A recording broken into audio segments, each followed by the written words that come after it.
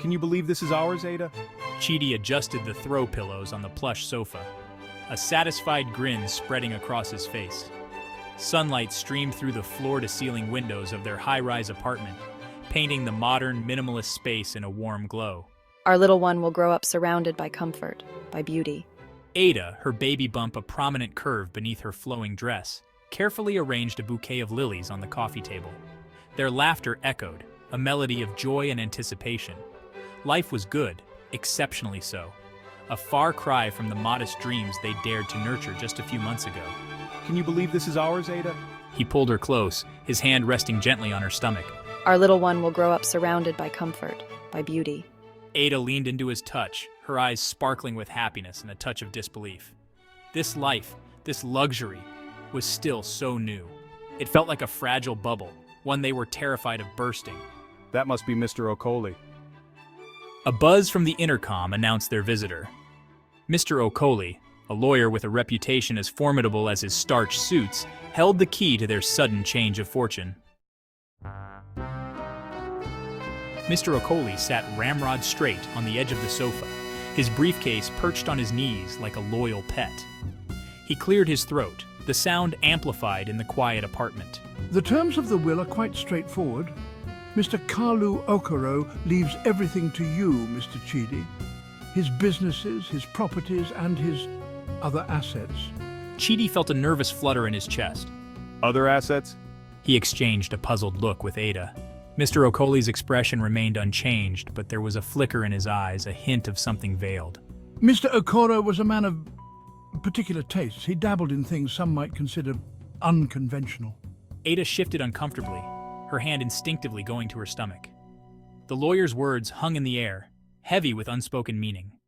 What exactly had this Kalu Okoro dabbled in, and what did it mean for them, for their unborn child?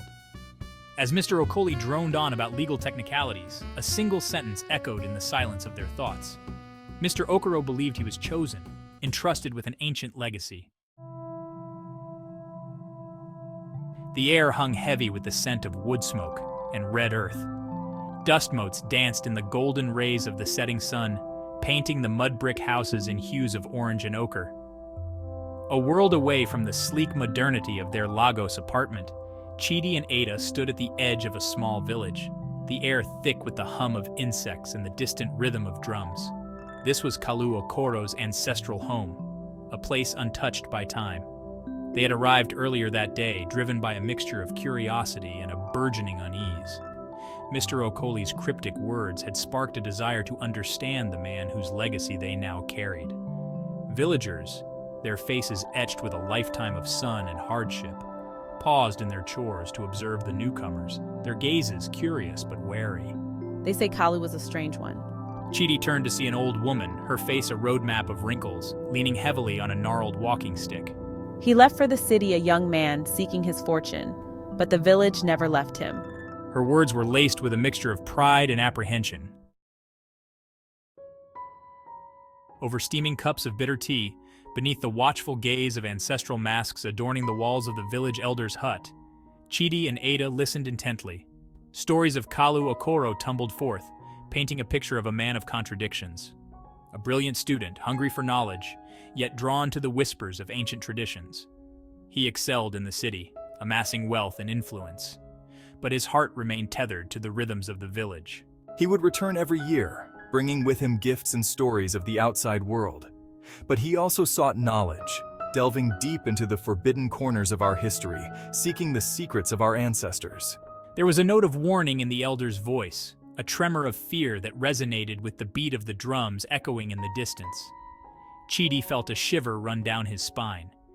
The pieces of the puzzle were starting to fall into place, revealing a picture far more complex and unsettling than he could have imagined. Kalu Okoro wasn't just a shrewd businessman, he was a seeker, a man obsessed with unlocking the mysteries of the past. But what had he found, and at what cost?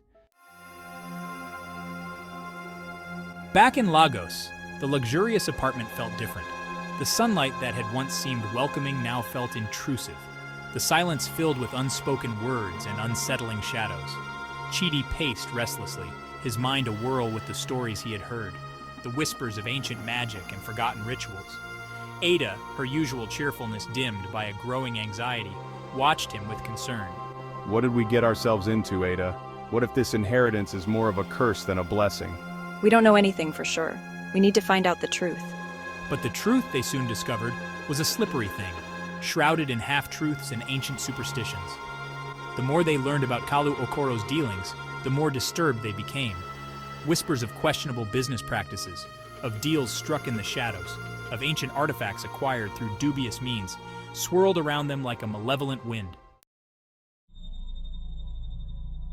They moved into Kalu Okoro's mansion with a mixture of awe and trepidation. A sprawling edifice of glass and steel, it stood on the outskirts of Lagos, a monument to wealth and ambition. But beneath the veneer of opulence, a darkness lingered, a sense of wrongness that permeated the very walls. The staff, holdovers from Kalu Okoro's time, moved with an unsettling quietness, their eyes downcast, their expressions unreadable. Whispers followed them down the echoing hallways, whispers that ceased abruptly whenever they turned around. Objects moved inexplicably, lights flickered, and strange, guttural chanting seemed to emanate from the walls themselves. Ada, heavily pregnant now, was plagued by nightmares. Vivid, disturbing dreams of shadowy figures and ancient rituals. Chidi, his initial excitement replaced by a gnawing dread, threw himself into unraveling the truth behind Kalu Okoro's wealth.